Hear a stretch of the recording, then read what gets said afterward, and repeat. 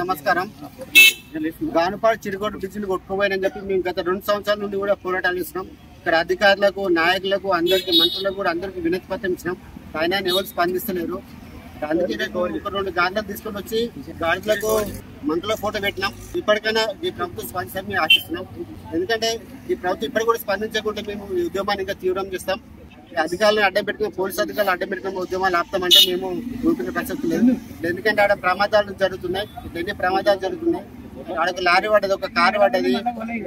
ఇప్పుడు మా చౌడారి model school పోయే బస్సు అక్కడ ఎప్పుడు పడిపోతుందని చెప్పి భయంగా ఉన్నారు విద్యార్థులు మళ్ళీ తల్లిదండ్రులు కూడా చాలా భయపడుతున్నారు.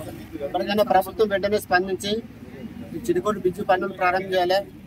అలాగే గానుపాడు బ్రిడ్జి పనులు కూడా ప్రారంభం చేసి పూర్తి చేయాలని చిటకోడు గ్రామం సరైన పేరు బాలన ఉమాపతి గౌడు.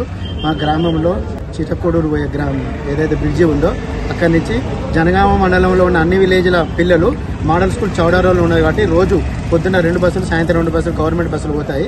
అదేవిధంగా రోజువారీ కార్యక్రమాలు పోతున్నాయి కాబట్టి ఆ బ్రిడ్జి 20 ఏళ్ల కింద 30 ఏళ్ల కింద వచ్చిన బ్రిడ్జి కింద ఇసుక కొట్టుకుపోయి ఖాళీ స్లాబ్ మాత్రం ఒకటే ఉంది. ఇప్పుడు కూడా పొద్దున పోయింది బస్సు, సాయంత్రం వచ్చేటప్పుడు అది ఇరుగుతుందా ఉంటుందా ఉండలేని పరిస్థితిలో ఉంది. ప్రమాదాలు జరిగినాక ఇచ్చే పరిహారాల కంటే ప్రాణాలు కాపాడాల్సిన బాధ్యత అధికారుల మీద, ప్రజాప్రతినిధుల మీద 100% ఉన్నది. కాబట్టి తక్షణమే దాన్ని స్పందించి సరైన చర్యలు తీసుకొని ప్రజల ప్రాణాలు మీరు కాపాడాల్సిన బాధ్యత మీకు ఉంది కాబట్టి, కాపాడాల్సిన బాధ్యత మీరు ఉంది కాబట్టి ఖచ్చితంగా కాపాడాలని మేము గ్రామాల తరఫున, గానుపాడు చిటకోడు గ్రామాల తరఫున మేము వెంబడే మీకు రిక్వెస్ట్ చేస్తున్నాం. ఇప్పుడు ఇదే విధంగా కాక మీరు స్పందించకపోతే రేపు ప్రజాప్రతినిధులు ఊళ్ళలోకి వచ్చి ఓట్లాడికి వెళ్ళే పరిస్థితులు కూడా మీరే తెచ్చుకోవాల్సిన పరిస్థితి ఉంటుంది. ప్రాణాలు పోయినాక ఇచ్చే పరిహారం మాకు అక్కర్లేదండి.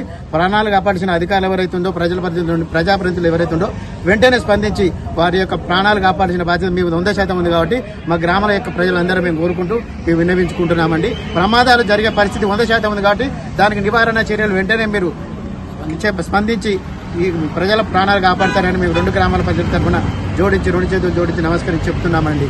జై.